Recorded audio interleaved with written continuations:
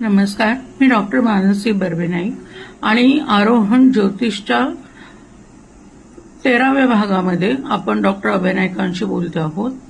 Doctor, आज सांगा की हे जे 7.5 राहूची महादशा, गंडांतर योग आणि मग तुम्ही परवा म्हटला दशा, अंतर्दशा, महादशा, या सगळ्यामध्ये काही ना काहीतरी वाईट असणारच ना, कुंडलीप्रमाणे असणारच ना.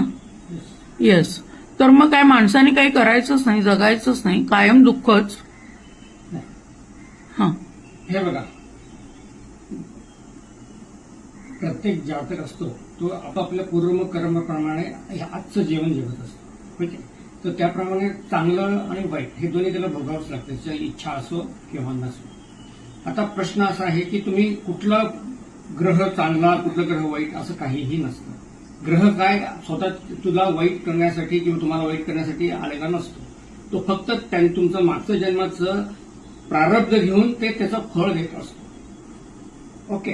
आता आपल्याला जी भीती आहे की बाबा शनी दशा आहे, 7.5 आहे. शनी हा तुम्हाला माहित असेल, हा एक जज सारखा आहे. ही इज अ जज. He is going to punish you for your past mistakes and reward you for your good deeds done in the past. राहू पण तसा आहे. राहू हा दिला तर भरभरून देतो आणि काढून घेतला तर भरभरून काढतो. हे कुणावर, राहूवर किंवा शनीवर नाही, हे तुमच्या कर्मावर आहे, पूर्वजन्माचा संचित त्याच्यावर. सो कुठलाही ग्रह हा चांगला किंवा वाईट असं गृहीत धरलेलं नाही. म्हणजे आपलं चांगलं पण होऊ शकतं. येस. म्हणून कुठलीही ग्रहदशा असली तरी तुम्ही देवाचं नामस्मरण करून तुमचं कर्तव्य, ते विहित तुमचं कर्म आहे ते करायला पाहिजे.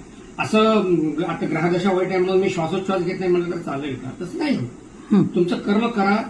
करणारा मी नाही आहे, कोणीतरी माझ्याकडनं करून घेते, हे अधिष्ठान देवाचं ठेवून तुम्ही करा. त्याच्यात यश देणं, हे देणं ते देवाच्या हातात आहे. पण तुम्ही तुमचं काम करत राहायचं, कुठेही थांबायचं नाही.